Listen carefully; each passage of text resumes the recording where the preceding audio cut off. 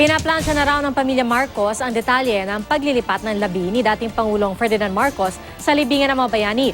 Nauna nang sinabi ng pamilya Marcos na simpleng libing para sa isang sundalo ang gusto nila. At para naman sa ilang martial law victims, hindi pa tapos ang laban. Live mula sa Batac City, Ilocos Norte, may report si Salima Refran. Salima? Pia, wala pa bang tiyak na petsa kung kailan nga ililibing sa libingan ng mga bayani ay may mga bumibisita na at nagpapaalam pa sa labi ng dating Pangulong Ferdinand Marcos dito sa Batac, Ilocos Norte. Nabibilang na lang ang mga pagkakataong mabibisita pa ng ilan ang labi ni dating Pangulong Ferdinand Marcos sa kanyang musileo sa Batac City. Ito ay matapos ibaba ng Korte Suprema ang desisyong nagbabasura sa mga petisyon laban sa paghihimlay sa kanya sa libingan ng mga bayani. Napakasaya ng pagkakataon na to. Hindi namin alam na napagdesisyonan na pala na malalagay na siya sa kanyang tamang hantungan. Sa loob ng musileyong ito, mahigit 20 taon nang nakahimlay ang dating Pangulong Ferdinand Marcos. Ang labi ihahanda para sa paglilibing, oras na maisapinal na ang mga plano.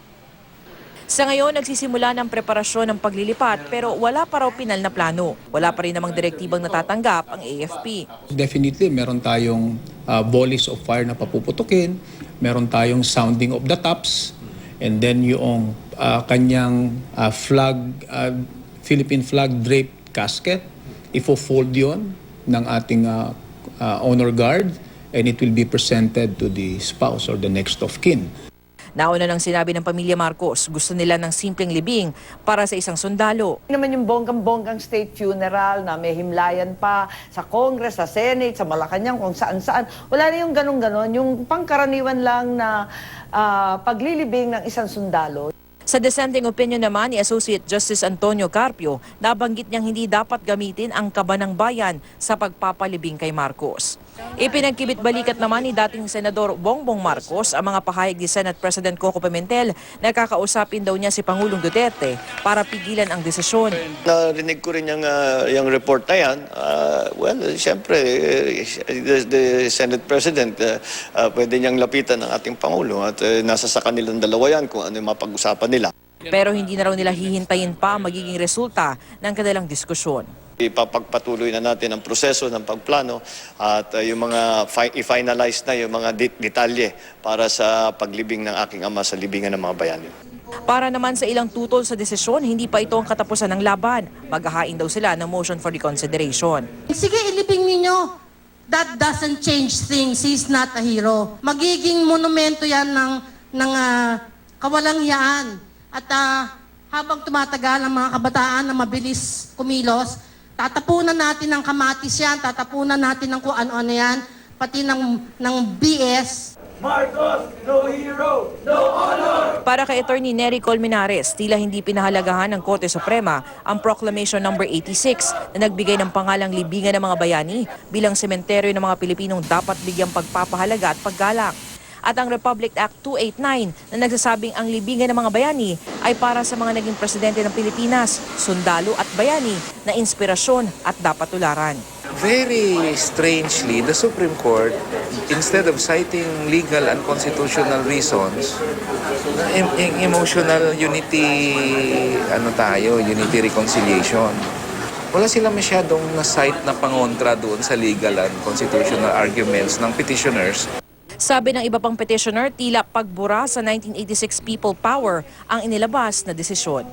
Habang hindi inaamin at humingi ng paumanhin o patawad ang mga Marcoses sa nangyaring yun, hindi po pwedeng isara ang usapin na yan. Insulto yan sa mamamayan.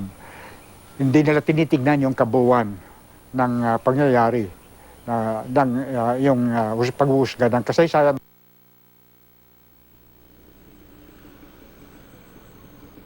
Pia, kaarawan ni Ilocos Governor Imee Marcos sa Sabado, kaya inaasahan din yung pagbisita ng pamilya dito sa musileo ng dating Pangulo. Yan ang latest mula nga dito sa Batac, Ilocos Norte. Pia.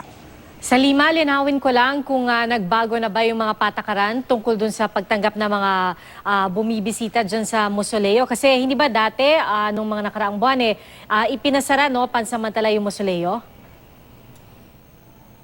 That is correct, Pia. No? Nung bandang August, pinasara for a while itong Musileo dahil pinaghahanda na nga yung dapat sana paglilibing na noon pa man, nung unang sinabi ng Pangulong Duterte na pwede nang ilibing sa libingan ng mga bayani. Pagkatapos noon ay binuksan muli itong Musileo nitong bandang Setyembre, nung kaarawan naman ng dating Pangulo. Ganun pa rin naman yung procedure papasok dito sa Musileo. No? Ang visiting hours from 9 a.m. to 12 noon, tapos from 1 p.m.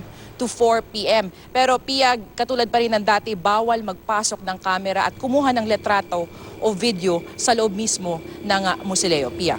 At sa Lima kasi meron din no, yung ilang Ilocano, yung sentimiento nila, gusto nila doon na lang sa Batak ilibing si dating Pangulong Marcos dahil doon naman daw talaga siya dyan. Pero ano ba yung nakukuha mong sentiment sa kanila tungkol dito sa desisyon ng Supreme Court? Meron ba talagang nagkukwento sa iyo na tutol sila, ayaw nilang umalis o ialis yung labi ni dating Pangulong Marcos dyan?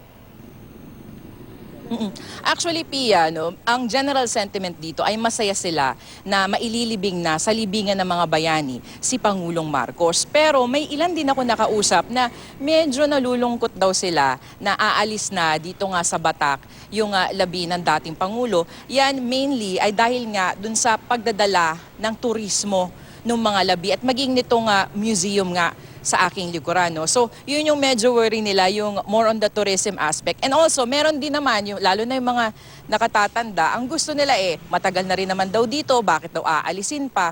Pero yun nga, ang susundin lang naman daw nilang lahat, syempre, kung ano yung magiging desisyon ng pamilya Marcos. Pia. Okay, so sa Lima, mabilis lang kung ang turismo ay isa sa mga concerns nila. Meron na bang mga nabanggit kung anong gagawin doon sa Musileo kapag naialis yung labi ni dating Pangulong Marcos? Pia, sa ngayon wala pa talagang nasasabi kung ano yung mangyayari sa lugar na ito pagkatapos maialis nga yung labi ng dating Pangulo. Pero as it is, merong museum dito, merong mga memorabilia ng dating Pangulo at maging ng kanilang pamilya. So ang sinasabi, maaaring magstay, titignan or baka ilipat na lang dun sa iba pang mga museums dito naman sa Ilocos. Pia. Maraming salamat sa Lima Refran.